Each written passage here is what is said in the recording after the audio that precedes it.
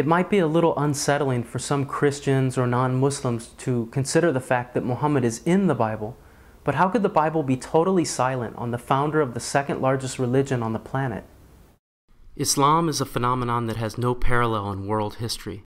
From the barren sands of the most backward people on the planet, it quickly spawned a civilization that spanned from India to Spain and led the world intellectually for centuries. Considering that the Bible has foretold the rise and fall of so many different empires, how could it possibly fail to mention Islam? Well, it hasn't.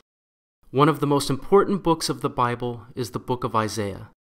Of the greatest warner prophets sent to the children of Israel, and at a time of their great spiritual backwardness, Isaiah warned that the covenant of God had been violated and was coming to an end. And with the end of God's special favor, they were also told of a great one to come who would replace the old covenant with a new law for the non-Jews. Behold my servant, whom I uphold, mine elect, in whom my soul delights. I have put my spirit upon him. He shall bring forth judgment to the Gentiles. Many Christians may know this verse as they believe it pertains to Jesus, but if the rest of the passage is read, it becomes very clear that this in no way can be about the coming of Jesus. Several of the verses describe someone much different than Jesus. The Lord shall go forth as a mighty man. He shall stir up jealousy like a man of war. He shall cry, yea, roar.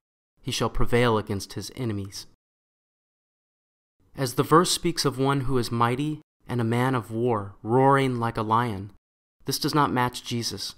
Unlike the other prophets of God who did fight wars, Jesus did not. As Christians are quick to point out, Jesus always turned the other cheek. Further, it speaks of someone who will be successful against his enemies, but Jesus was never in a position of might, and certainly never prevailed against his enemies. While this doesn't fit Jesus, it does perfectly fit the life of the Holy Prophet Muhammad, peace and blessings of Allah be upon him, who was commissioned by God to defend religious freedom and as a result had to engage in warfare. God gives many other clues in the same chapter as to the identity of this coming figure. For example, this figure is associated with shaming those who trust in graven images and magnifying the law and making it honorable. Muhammad is associated with both of these missions, while Jesus is not.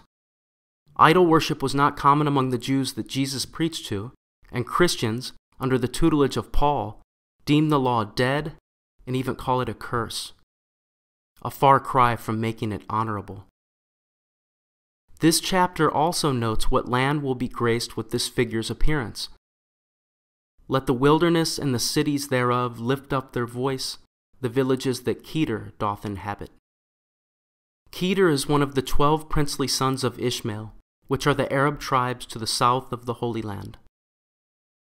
There are several more prophecies just in this 42nd chapter of Isaiah, but just consider these 4 very distinct features of this foretold figure.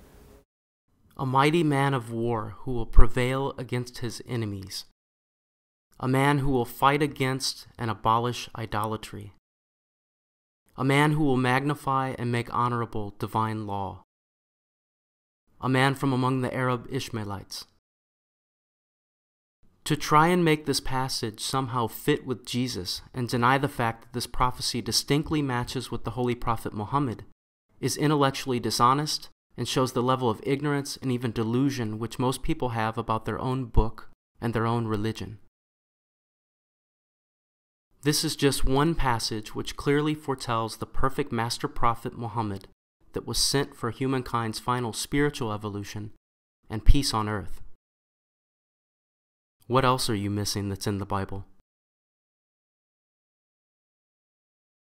And I have this understanding because I'm a Muslim who has accepted the Messiah.